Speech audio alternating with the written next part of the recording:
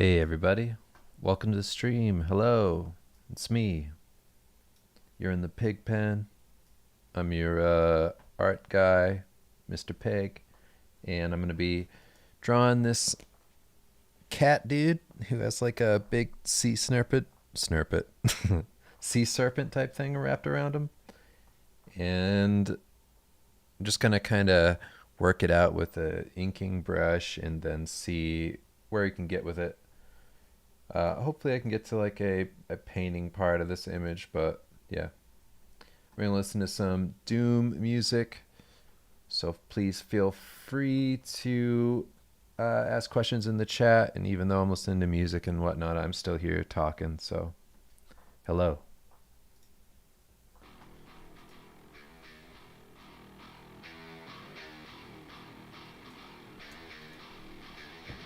Hi.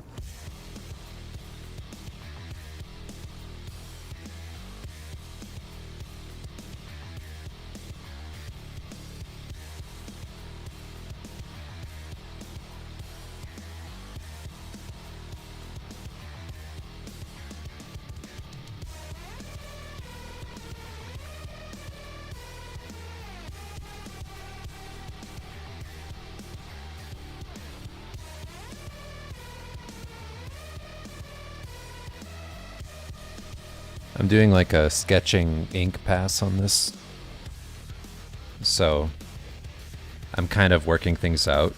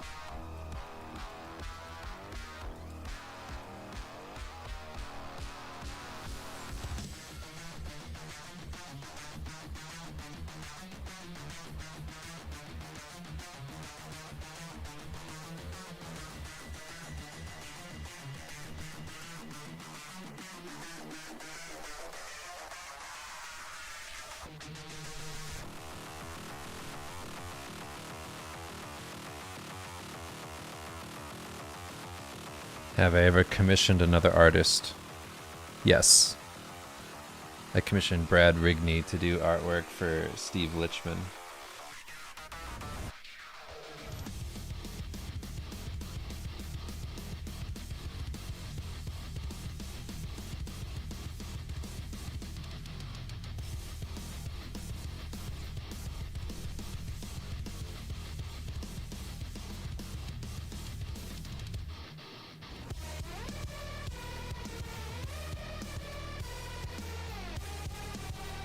Do I know how you'd get the sketch brush in Procreate? I don't think you can.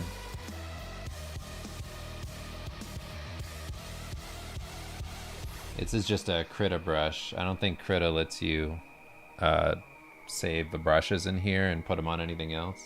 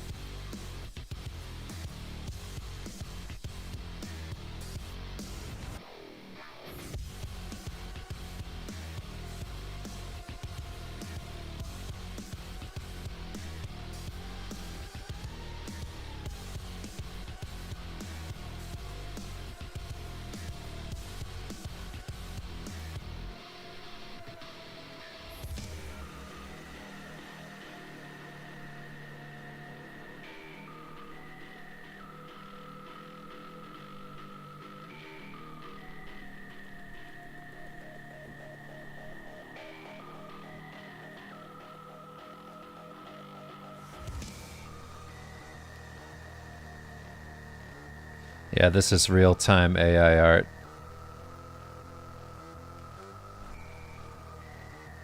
This is traditional AI art.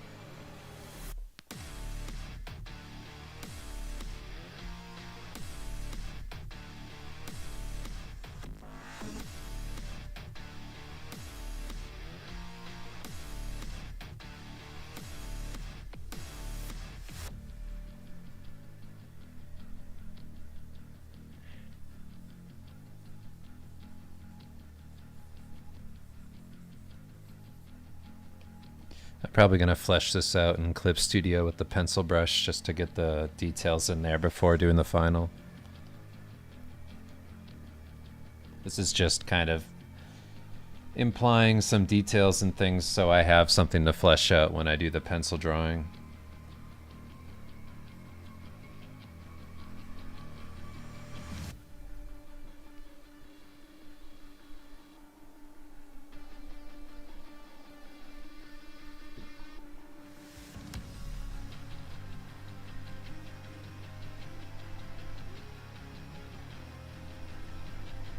Yeah, I don't do a lot of undos at this stage, really. This is a lot of kind of happy accidents with an idea of what I'm designing as well.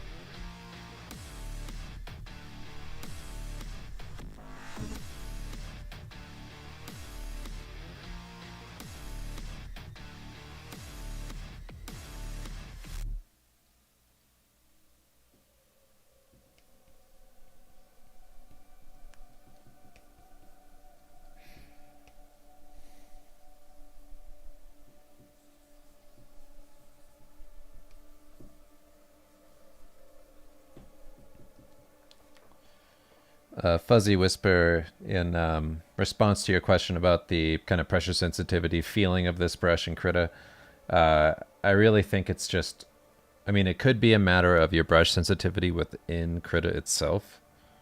So you might want to play with that because there's a way to feel out the brush sensitivity in Krita and change it for you. And then you can like kind of go back and forth with what you're drawing to see how it's affected your stylus and whatever. And then there's also your brush sensitivity just within your tablet.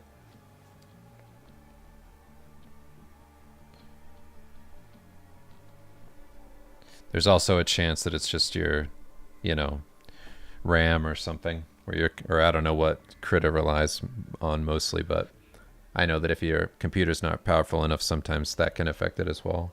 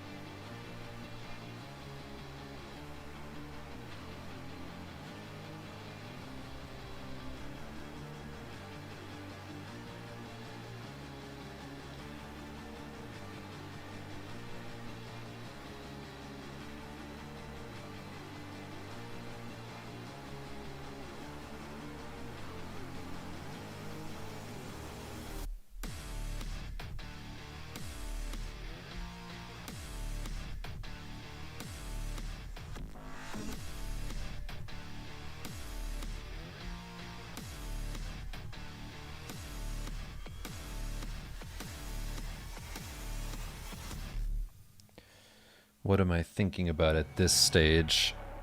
Uh, I'm just trying to make sure that my design here has enough information for me to take it into the next stage, like my sketch here. I want to make sure that this has enough cool stuff in it, or shape language and things, some idea of the shadows, but just like some establishing shapes and values and whatnot. So I kind of know what I'm doing when I move into the drawing, where I do like a final pencil drawing and then the painting itself. So that's mostly what I'm doing at this stage, is just working out ideas, making sure that that's all there and solid. I mean, it's not like I'm super crazy about this image right now, but I'm figuring it out.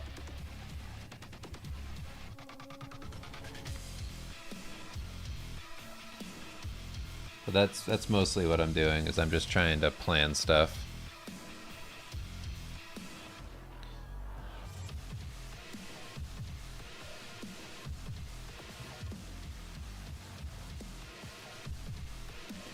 Have I used Procreate? I have. I'm just not crazy about it.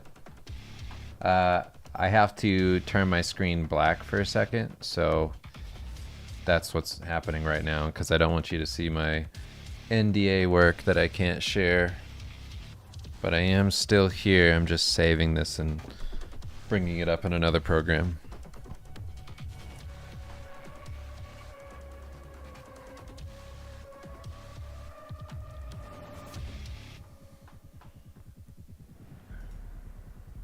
I just got way too many other projects that I could accidentally share on the screen, so I try not to do that.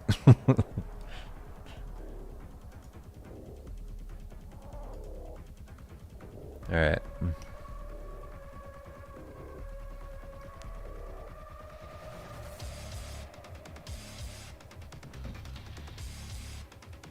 All right. Now let's take a pencil brush.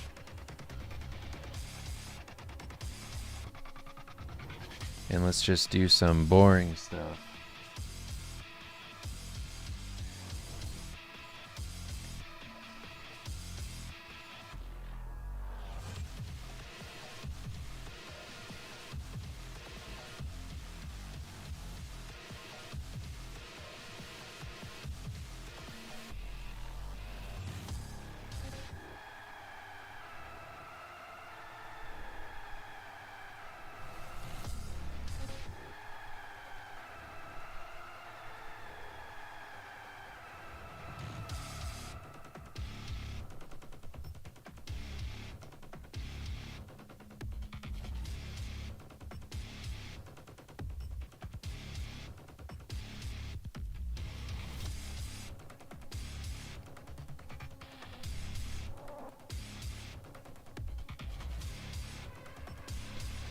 This stage, I'm basically drawing at the pencil brush to iron out what all those implied details are,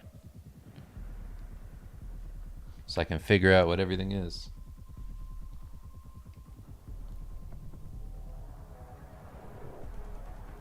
That way I can have something more concrete before I paint it.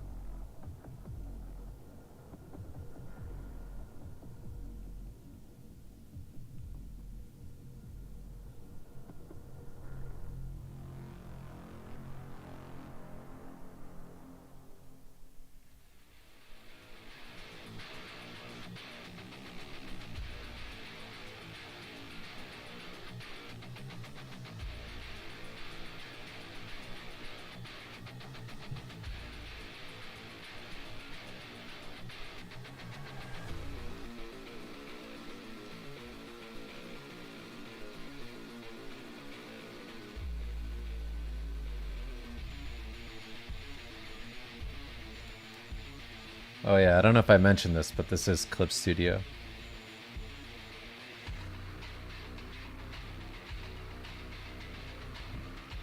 Fuzzy Whisper asked, did I ever find it helpful to study artists that I liked by tracing? No, I never did that. I just kind of tried to redraw stuff that other people drew using, just my own accuracy, trying to see how close I could get it. Felt like that was easier, but I think you might as well try whatever.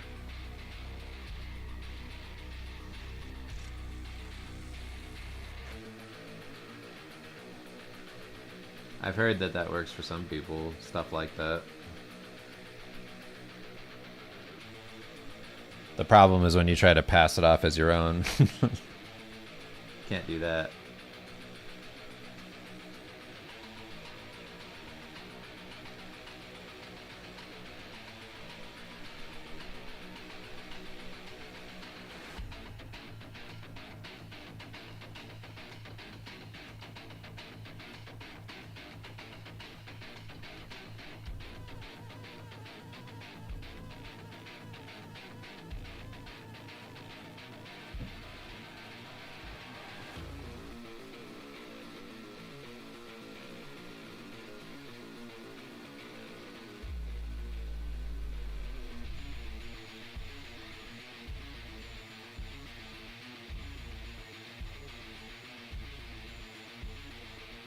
What do I think of Ergo Josh and his advice for social media?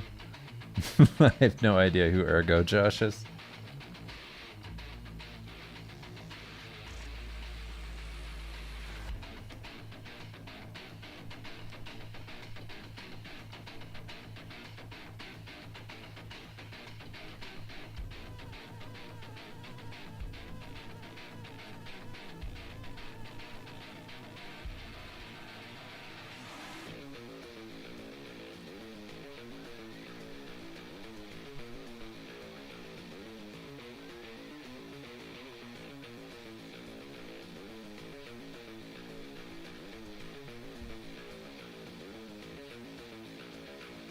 He got canceled? Well, he got canceled before I ever found out about him. I have no idea who that is.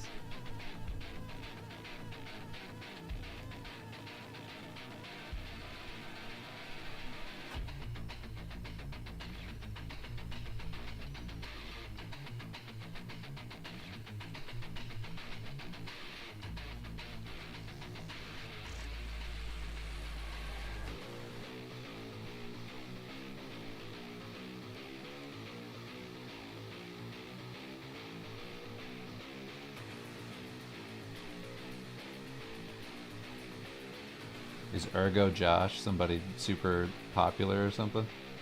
Is it an artist? Should I know this human being? Have they worked on anything I know?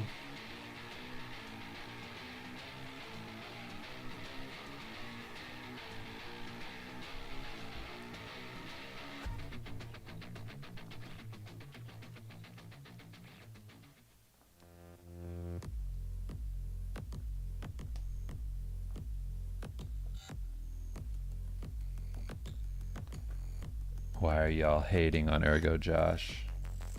I don't even know who that is. The way somebody brought it up, like I'm supposed to know the name, sounded like they were Ergo Josh trying to promote themselves. That's why I laughed.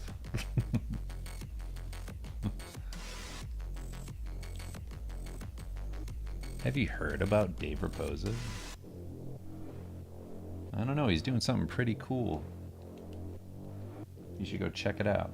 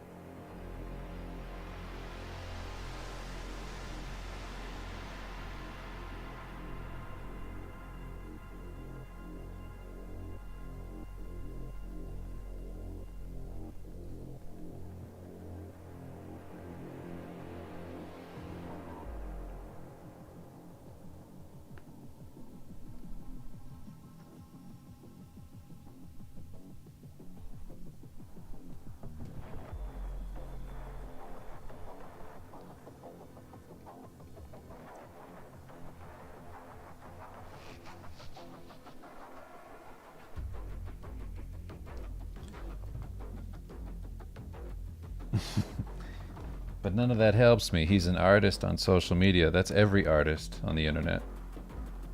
That's every artist in the world. They're an artist on social media.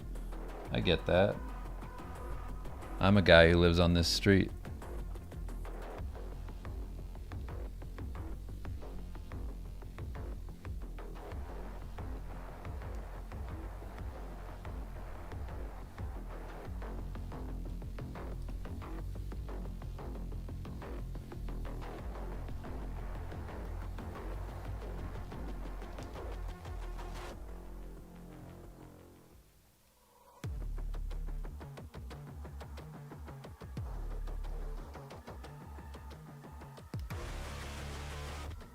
Do I have a favorite art book?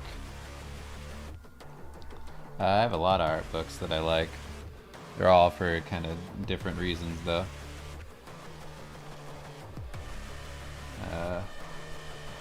One that comes to mind is the Tactics Ogre book. That's one I always look at. I just think it looks cool. I like the Fables covers book from James Jean. I like this book about gnomes that I have. I have like a Super Sentai series that my buddy Dan got me that has all like the bad guy villain designs from all of the Super Sentai shows, which is really great. They're like pen and ink and marker drawings. Some of those Kim Jung-gi books are great. I like Arthur Rackham. Leyendecker. I like looking at Black Sad comics. Lots of good stuff.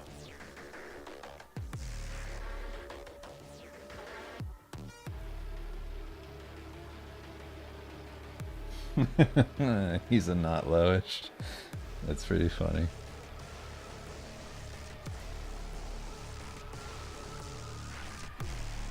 Well, everybody looks and sounds like somebody else until they're their own person.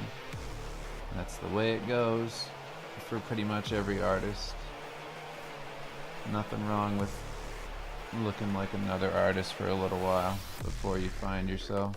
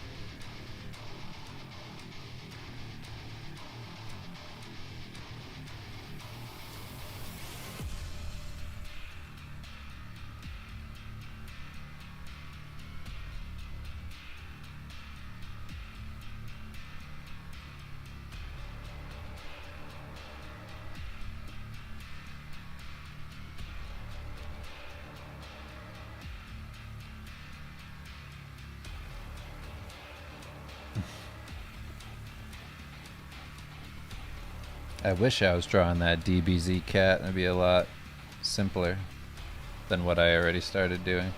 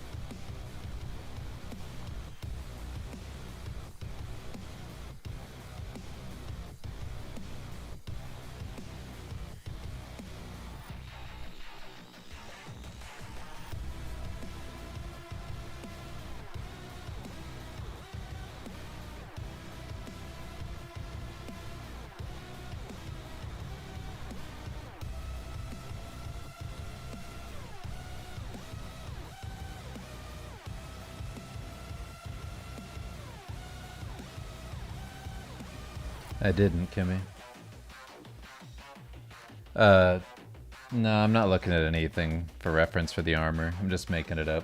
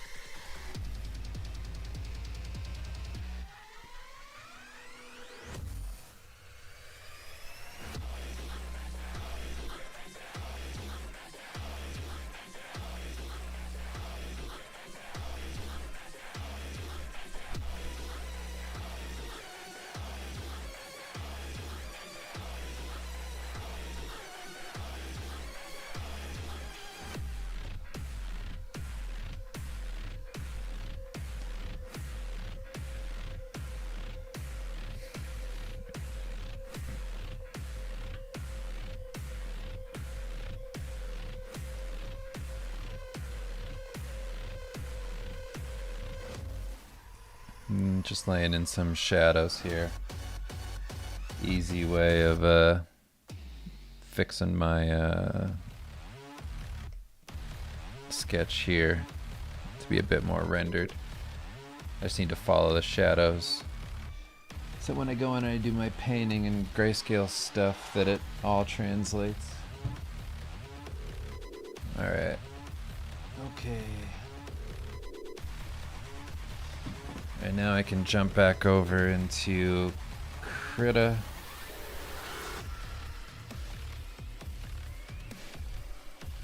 And then black out my screen again so you can't see secret work.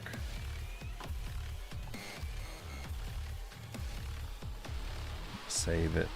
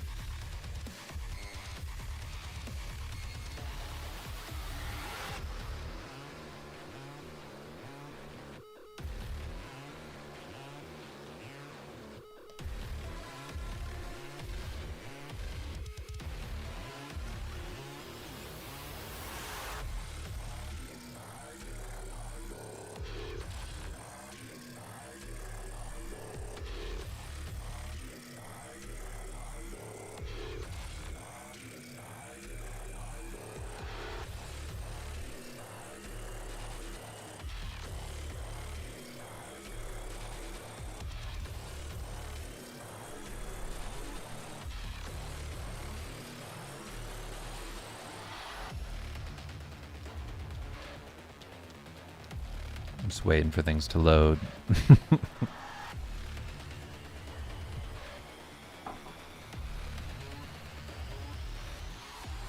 Alright.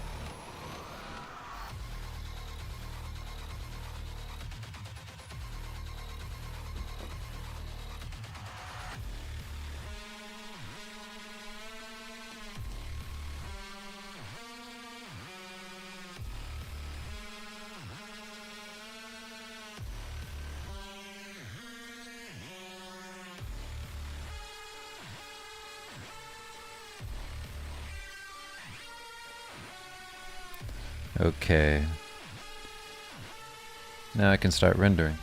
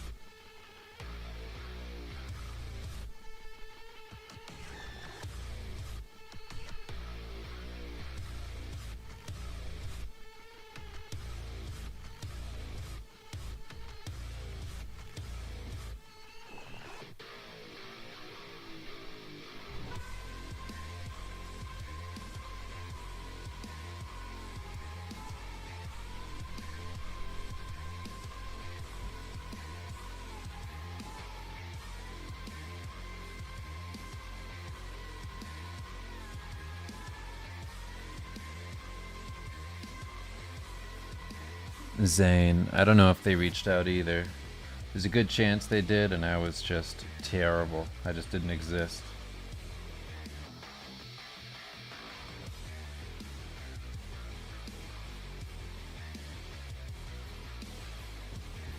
Hey, thanks, Jets. Yeah, so this whole like rendering stage I'm doing right now is all in Krita with the sketching 2 chrome large brush. Since I always get asked what this brush is, figured just throw it out there.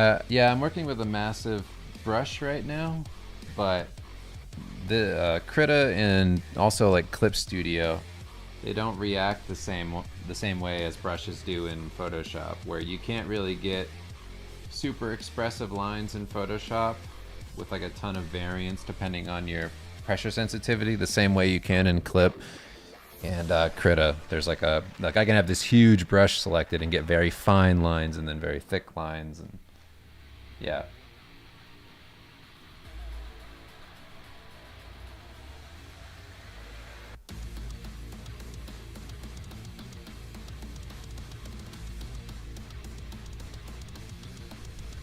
After you finish something, what's the best way to put it out there? It's not so much that. It's more that you keep doing things continually and then build up over time. I feel like it's more of a snowball effect than it is, here's the best way to put out one singular illustration or comic or anything, really. Because you can be an amazing artist and not get a ton of views. Or you can get like lightning in a bottle and all of a sudden get, really popular, images that spread a lot. But it's more about consistency than it is, hoping that one thing works out perfectly.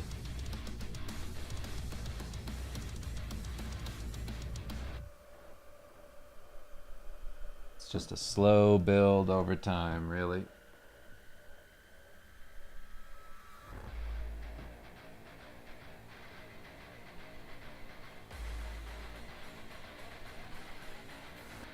Yeah, I'm using black for this.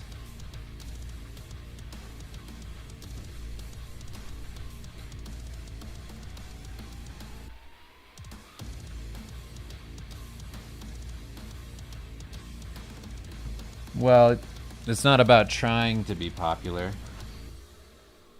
You just do work that you like or stuff that makes you happy, and then you try and do it as often as possible so that something can happen. And you're gotta stay really consistent over years, and it won't happen overnight. Like if you look at me, like I've been doing it, I don't know at this point. I'm guessing like 17 or 18 years. So naturally over that course of time and just being active in the industry every day, working for that long, it's like you just end up gaining a name for yourself, especially if you're active. Just like, I don't mean active as in I just worked behind the scenes and then like never showed my face and was just, nose to the grindstone working on projects and never posting artwork. Like I was still posting things all the time, and just a part of the community. I had friends in the art world, and had relationships. It started with a bunch of artists who were just kind of getting going, and then all of a sudden years go by and a handful of people that you kind of came up with are all popular, and that snowballs and people can get you work. And There's a number of things that can happen, but it's just consistency, having dedication, and doing something that you would do if nobody was watching you do it. Because if you're doing it for the sake of becoming popular, then it will never succeed. Or it's way less likely. Because it's more about your consistency. How long can you do it? And really, you can only do it if you love doing it. If you don't love doing it and you're just trying to get popular from it or just gain an audience, then you might even be doing things for the wrong reasons. The artwork you might be creating might be the wrong type of artwork because you might be thinking too much about other people and less about yourself and what you enjoy.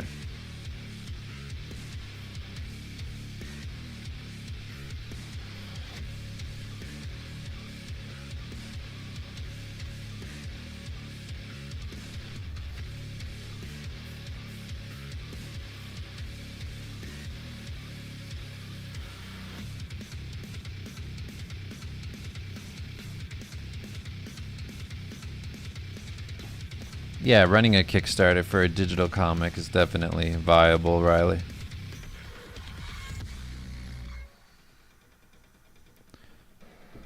Just depends on how much money you're trying to raise.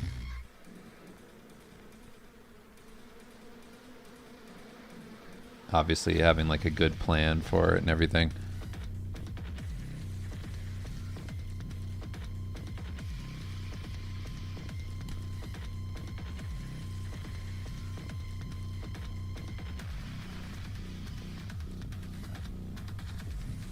I wouldn't expect as much reward, but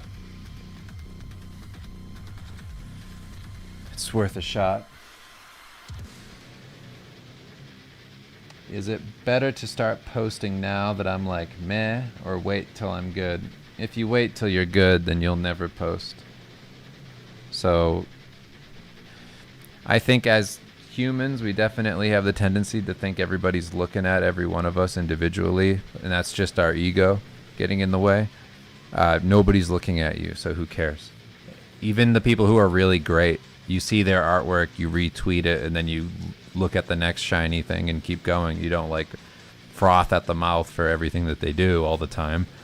I'm not under some delusion that like I have people who only like me and nobody else. Like, that's crazy. So just don't think that in any way you're important in that way to other people. It's like, it'd be nice, but you have to have the you have to be doing something that makes you happy. If it makes you happy, then everybody liking your stuff is just a bonus. And obviously it helps financially and then you can survive off it, but like, don't think that because you're doing poor work in the beginning that it's not worth sharing. You just keep going and nobody will remember that stuff. What's the worst thing that happens? They go and dig back and they go, what? This person was once a beginner? Oh my God, I was never a beginner. It's like, yeah, everybody is.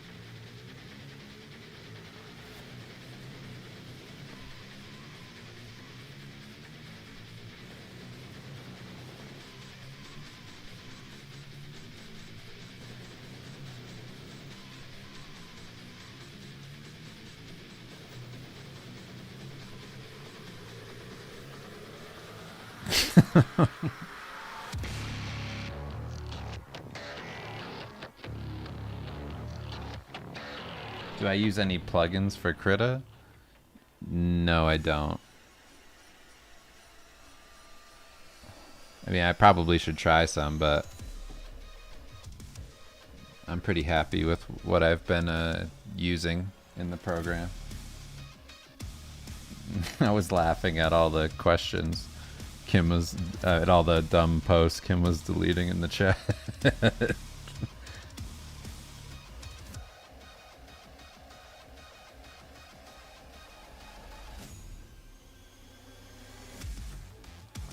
That is true. Kim mentioned that I pulled a miracle recently and did 2 back-to-back large compositions in 28 days and 35 days. Yes. Help me. Help.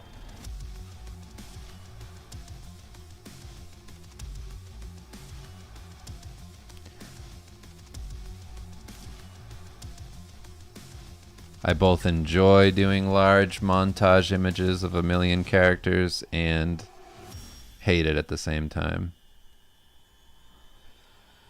But it is nice, though, when a client sees those kind of images and they go like, wow, you're crazy for doing that. And I go, thank you for at least acknowledging that, because it does feel crazy. I do feel insane after doing those things.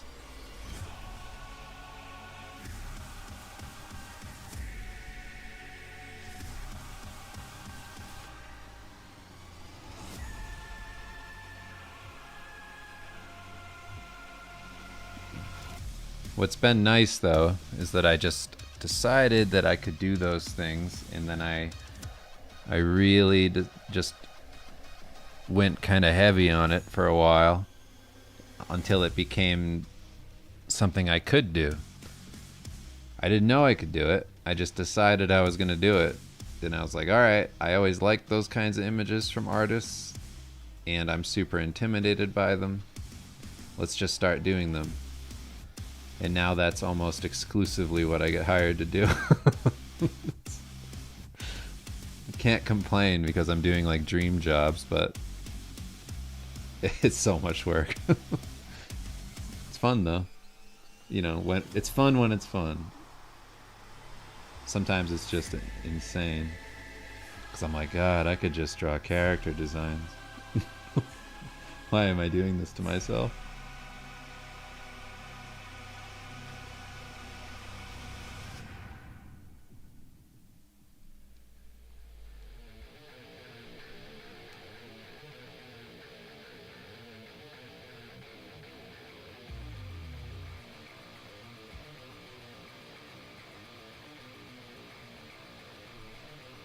That's true, Riley. That's exactly what they say.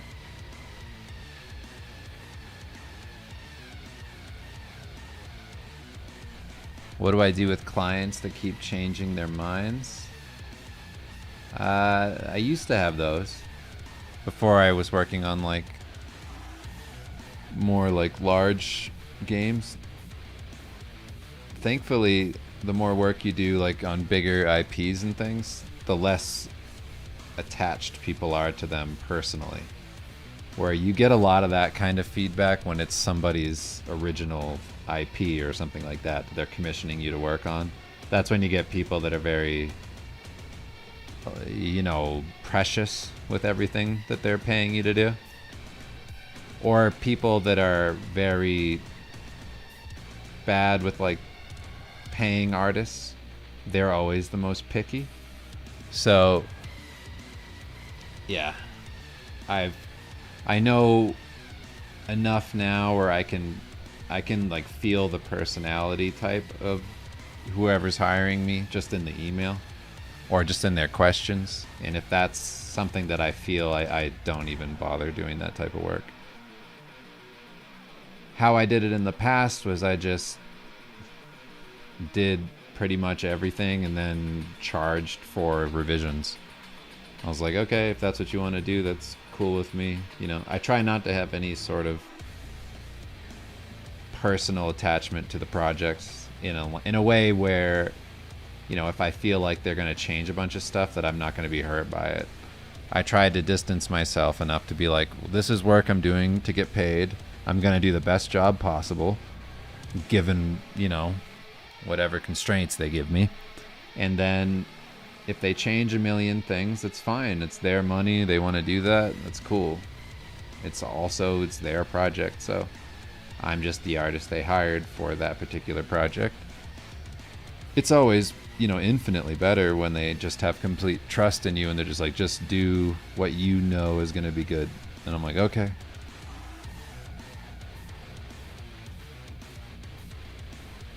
But yeah, picky clients are terrible. Because the work never comes out as good as it would have otherwise.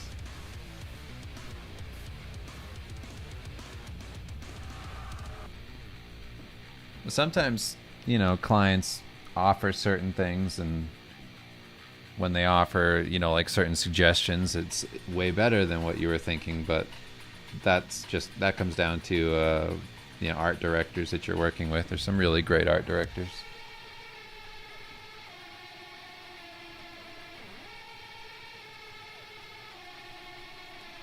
But those people usually have tact when they, offer those things.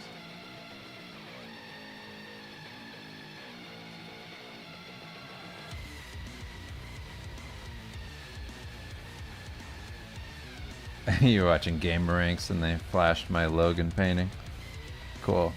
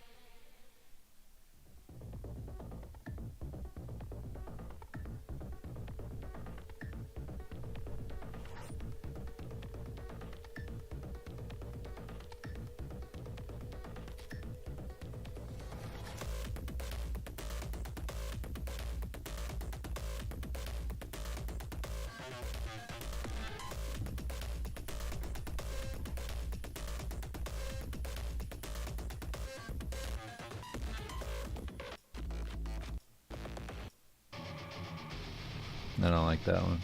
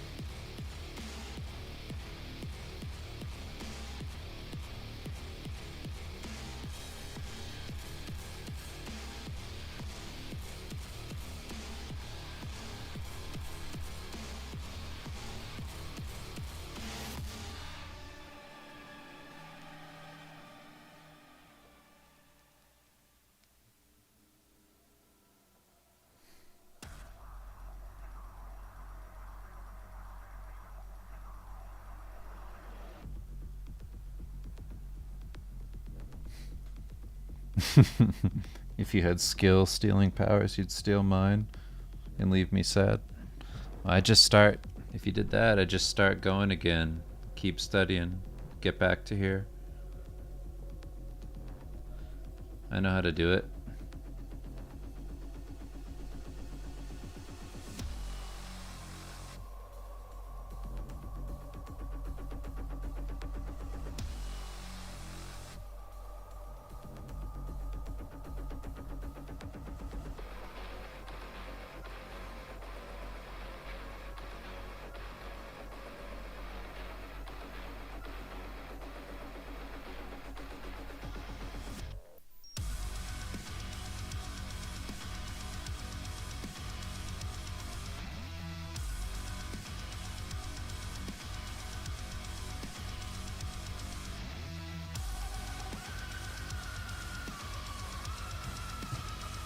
Reven says, Dave, is it normal to feel a bit lost in your 20s? How was it for you?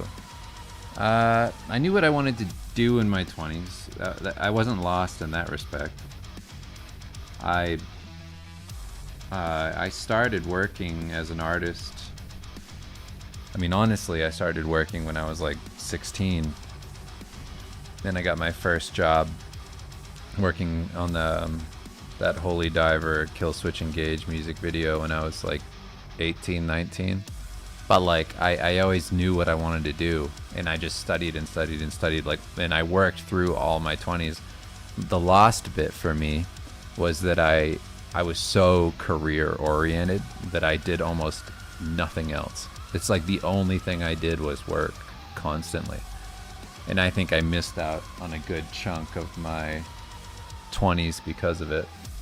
I still did stuff and, you know, partied, went out drinking and things with friends and all the normal stuff, but I do feel like I was so worried about where I would be if I didn't work my ass off that I just kept on going constantly. And if I could go back, I would have chilled out a bit more. But then I wouldn't be here, so I don't know. Maybe it was the right move. At least it's so hard for me because, yeah, my thing was like, I didn't know how to relax. I didn't know how to do anything else besides what I was doing. It was very fear-based.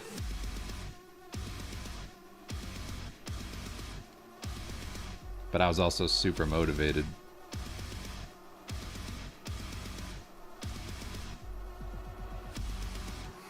But I think it's normal to feel lost and weird. I think I was a bit too involved in comparing myself to other artists, maybe. I think what helped me the most in finding myself during that period was ceasing to look at artists. I stopped looking at artists who were online. I stopped looking at art websites in like my mid-20s.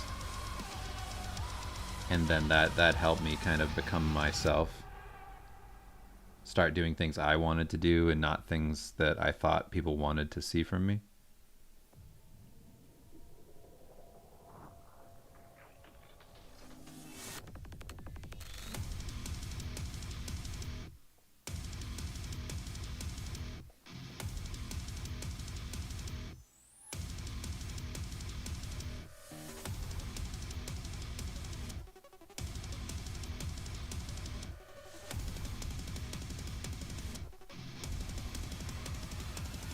Contradicting myself. Well, it just depends on how you look at it. What's lost, what's good, what's bad. It's good and bad. Like, I wish I did things, but then at the same time, it's hard.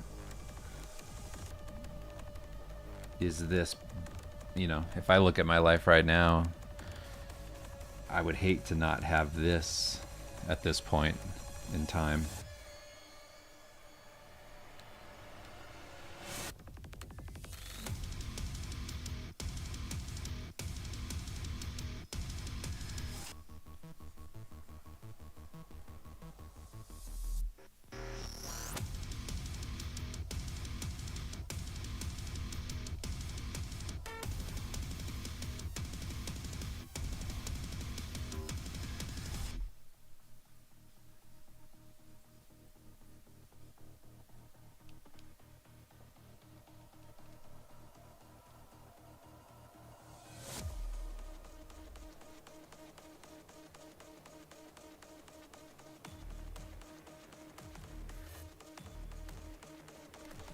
Oh yeah, everything worked out great.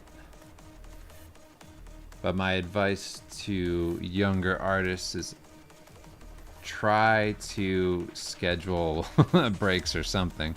Because it would be a lie for me to say that you can get to a professional career without working your ass off. That's total bullshit. Like whenever anybody tells you that stuff, it's like, I don't know.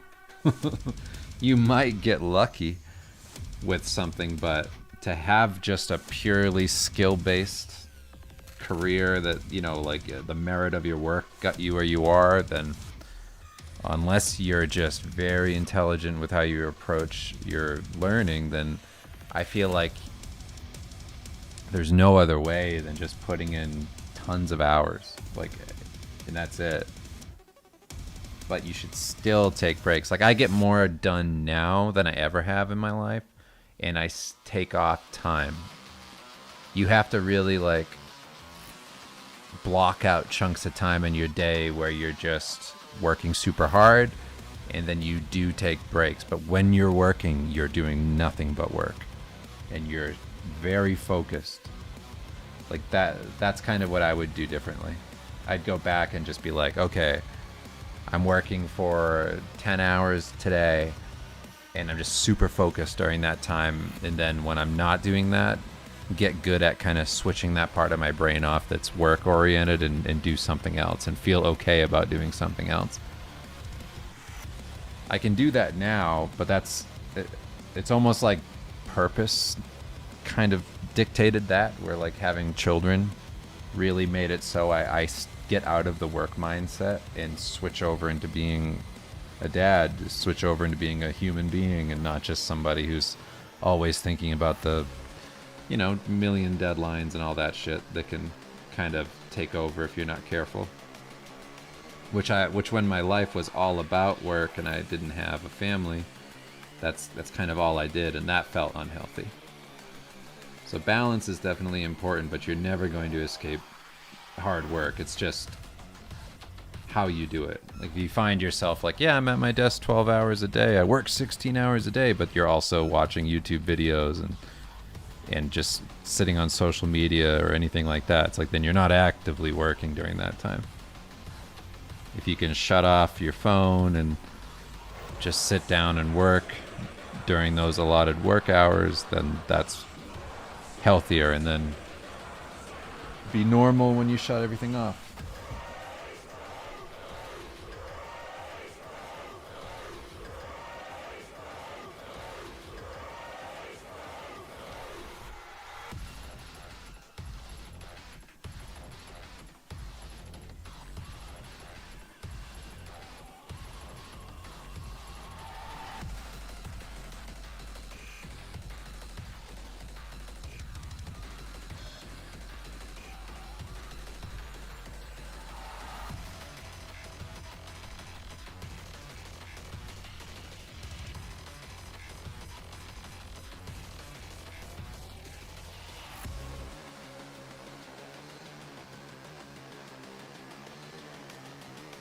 What do you think about art mentorships? Do you think art education is in any danger due to the shift towards online learning?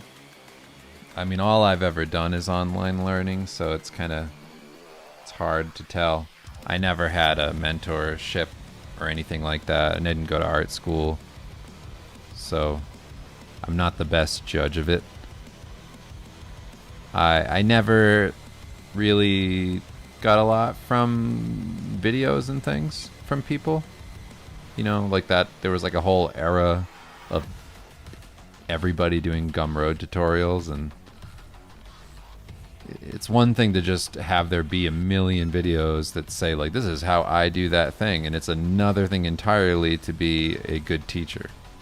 Lots of people who put those things out there aren't good at communicating what they're doing, and it's not something that's actually going to help you. But it is nice to see workflow, even if, you know, what they're saying isn't necessarily helping you in some way.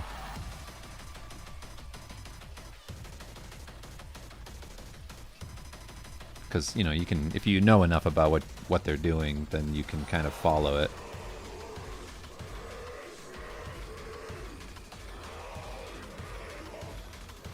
Zane asked a question about if our kids wanted to pursue art. Well, if your kids wanted to pursue what you do, would you encourage them considering the hours put into it and the looming improvements? A relic from your past. The priests have kept it hidden from you in this remote location. And the looming improvement. Yeah, if it makes them happy, I would encourage them to do it. For sure. There's so many ways that you can go about doing creative things. It's not just one industry or another. You know, they could make books, they could write stories, do concept art stuff for games, whatever. I mean, like, there's a million ways to work as an artist. You just have to be creative. There's so many successful artists in the world that I don't even know about, and you know, I'm actively in this field. You know, there's automotive designers, there's storyboard artists I don't know about, there's people who just do graphic design, logos for companies and things. Like, there's the amount of outlets for art is insane.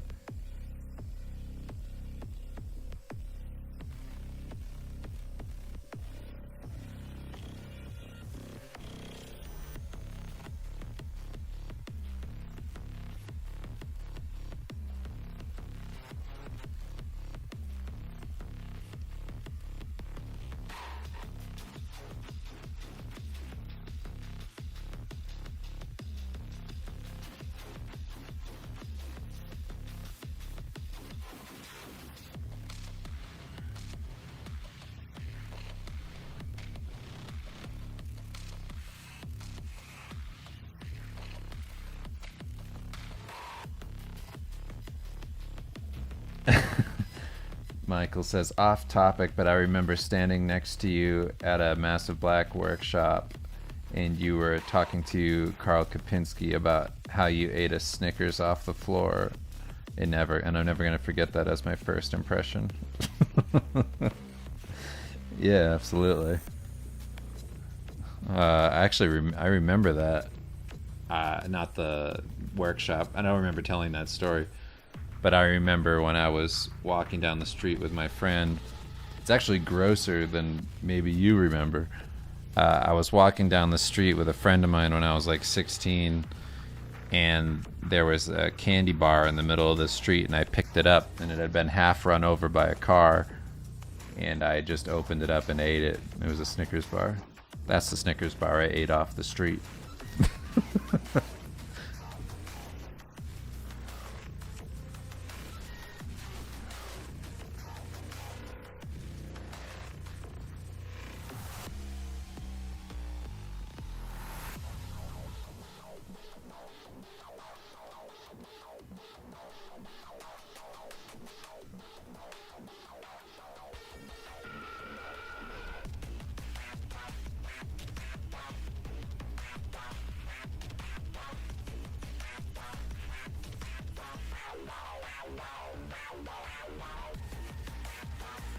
It was still in the package, so it was safe.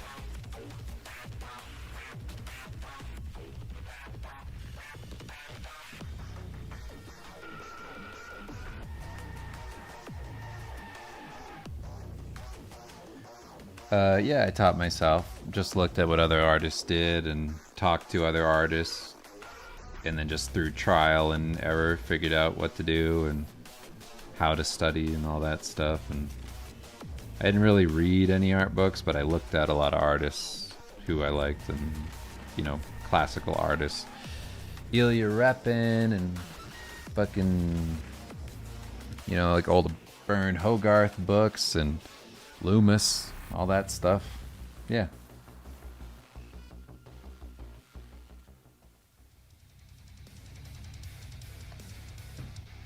You like the shock value teen?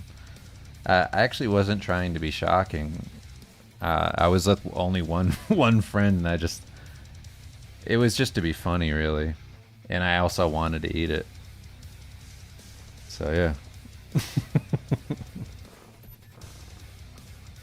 I remember it pretty vividly. We were riding bikes to Plymouth, Massachusetts from Carver, Massachusetts, so we could go skate at the skate park. And it was very hot out. Beautiful memories.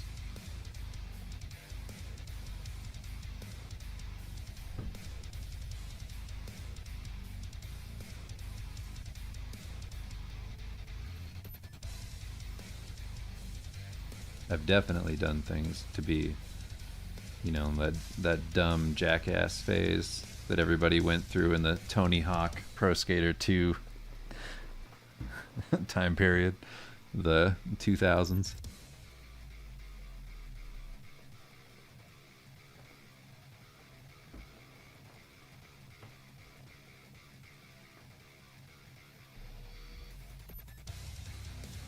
Do I remember being out in the woods hitting things? I lived in the forest. I spent, I would say, I don't know, like 80%, like all my time was out in the woods every single day until I was like a teenager.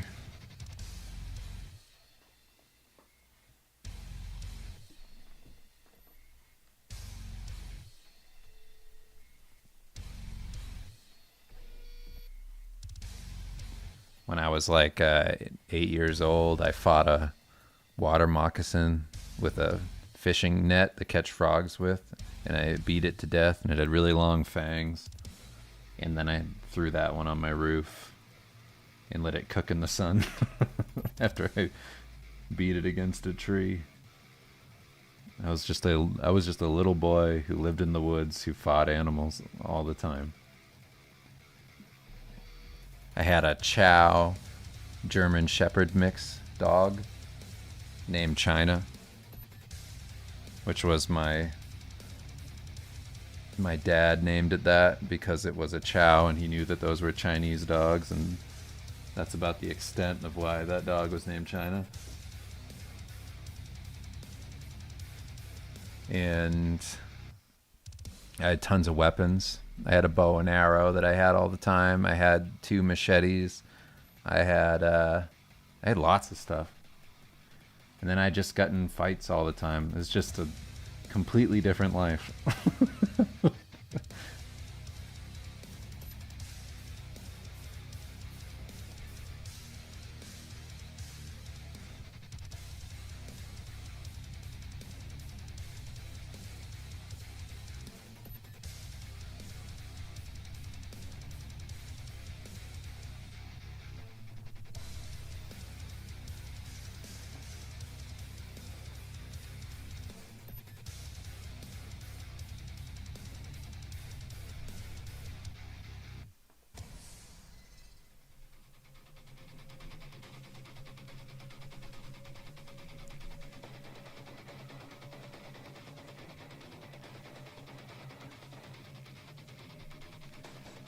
No, I wouldn't have become a serial arsonist. I wasn't into fire or anything like that.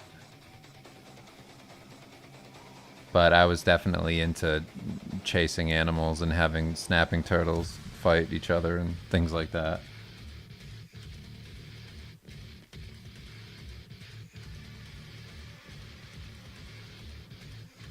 Yeah, Kim and Dan are talking about my brother telling stories at our wedding. It was very funny. He just basically talked about how I tried to murder him.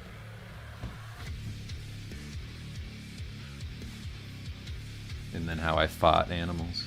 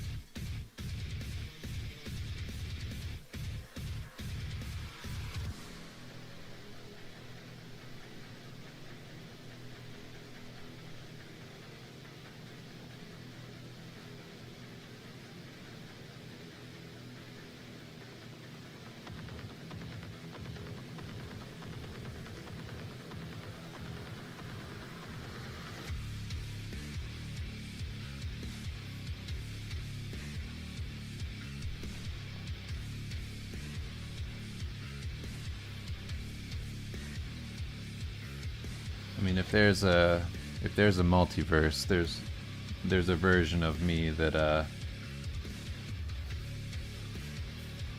there's a version of me that's some sort of dangerous individual that went to jail.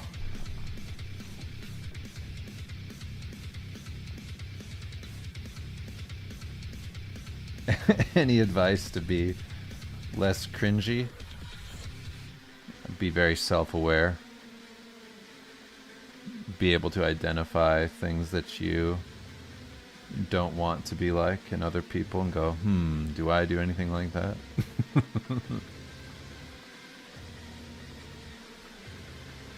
The art gave me purpose.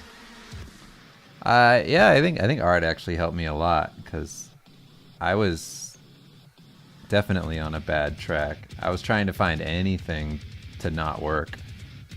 That's why I was like that's why I had a felony charge, whatever, when I was young, because I just was like trying to do anything to escape just having a regular job and just realizing like how stupid I was being. I was like, wait a second, like I have this thing that I can do. I can find a way to make money doing art. Like if I just work real hard, I can find a way to do it.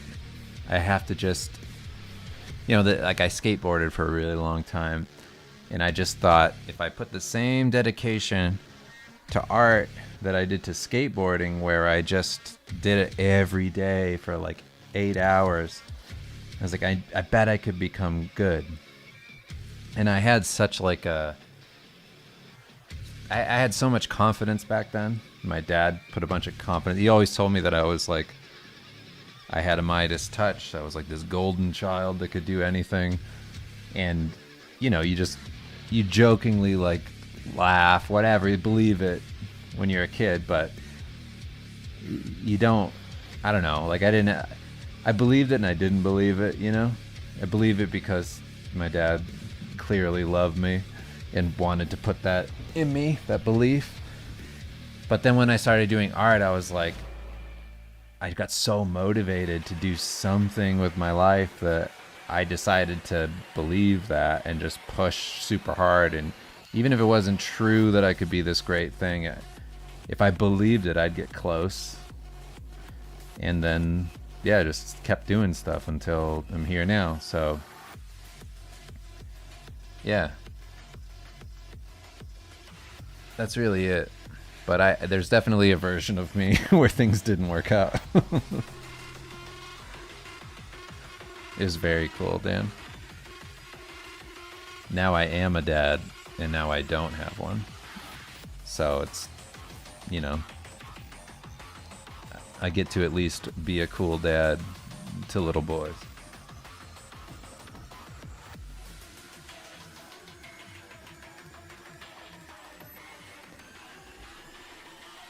If anybody has any questions or anything, feel free to drop them in the chat, because I'm going to hop off here right after that. Been trying to go to bed at a normal hour.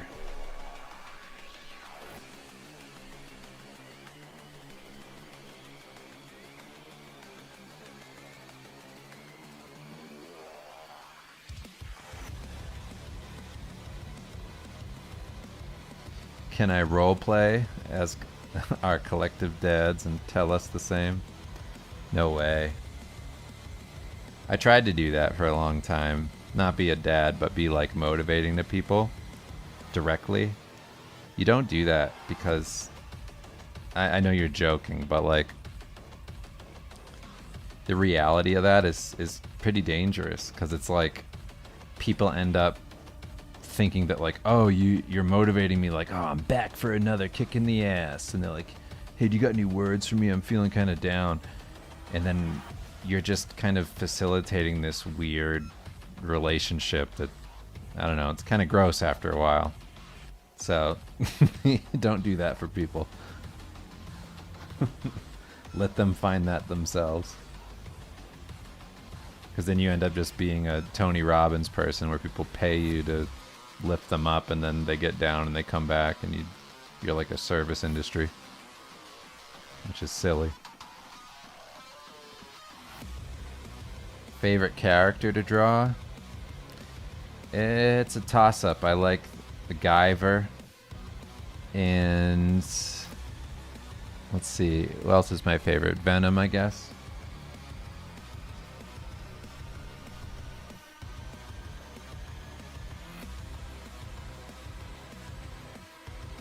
Any tips for drawing a robot?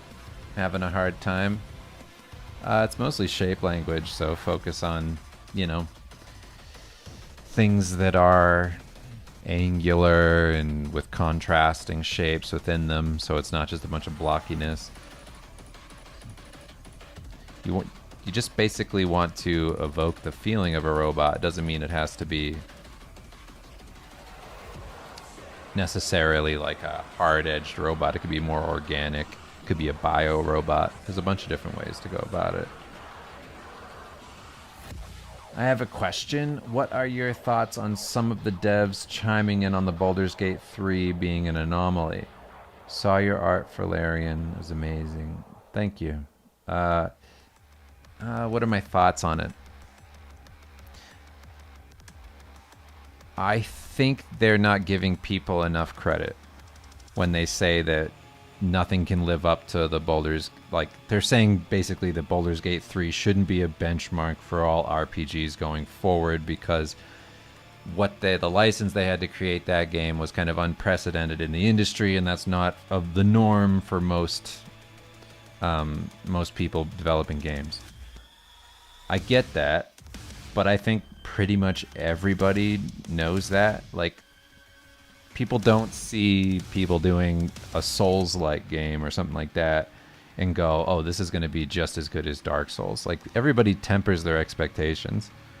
And even back in the day when I played, you know, like CRPGs, like if you played like Torment or you played, you know, Baldur's Gate 2, you didn't then go to play a game that you clearly knew was going to be subpar, even just from the graphical style. Or, you know, you could tell, you know, right away when you see it. You're like, oh, that's not that.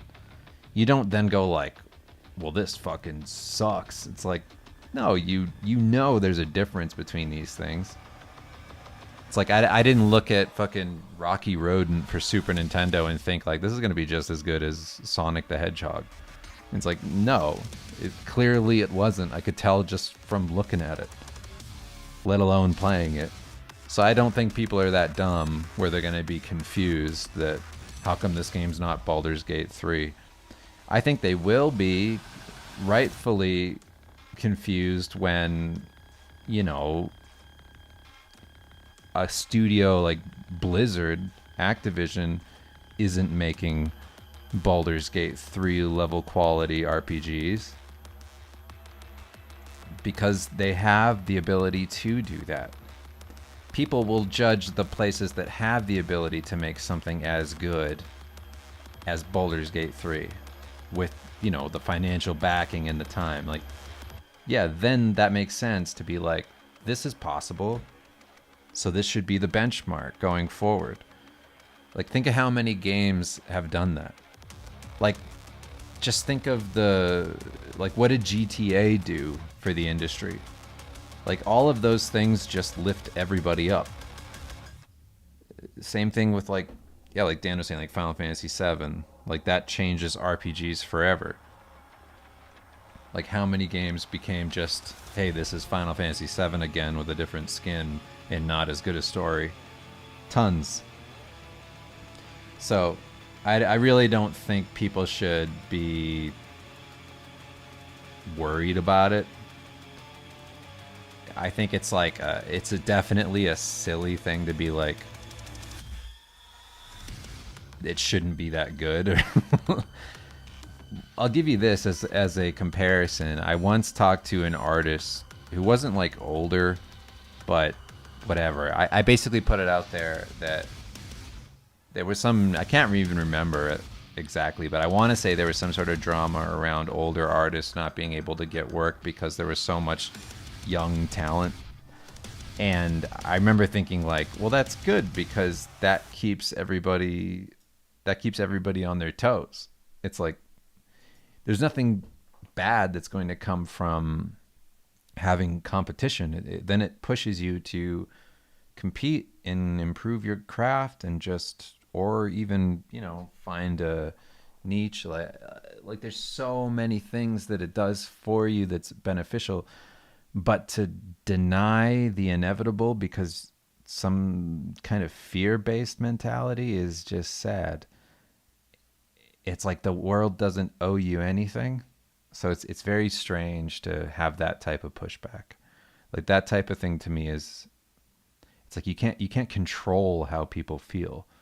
And if something exists, like not every novel and not every fantasy novel you read is going to be Game of Thrones. Does that mean Game of Thrones should never release as a book series? Like it's just a stupid mentality. So I feel like, I don't know. That's my takeaway on that, because it's very silly. It's funny to me to see people take that angle on it for major studios, because major studios can absolutely do it, and studios that don't have the budget of Larian or the time, resources, manpower, whatever. It's like nobody's going to look at that team and think, "How come you're not doing this?" Everybody knows the difference between indie looking games. Like nobody thinks they're like vampire, uh what is it, saviors or survivors, I can't remember, but like nobody's looking at that art style and being like, how come it's not this? It's like because it has other strengths. It focuses on the gameplay rather than it being a massive game. Not every game needs to be hugely massive. They can all have their little boxes that they tick that make them special, that's a new mechanic or something like that that's going to set them apart. They don't all need to be this thing where it has like 17,000 different endings. Anyway, yeah, that I actually have been thinking about that a lot, because every time, because I've seen that argument and I'm just like, who are these people? It doesn't make sense to me. It's a bunch of like fear for no reason, and like just thinking people are dumber than they are. Normal people, people who play games, are not stupid. People aren't stupid. Anyway, thanks for hanging out. I hope that you guys are all doing good. Stay nasty in the pig pen, and I'll talk to you next week. I'll be on here next Thursday around 8 p.m. Mountain Standard Time, so you can subscribe to the channel. I got the Patreon link below. I swear to God, I'm going to post on there again very soon. I've just been digging myself out of endless holes. You know me, I'm always lost in a hole. So I got to escape, and I'll be back to normal. Anyway, see you later, everybody.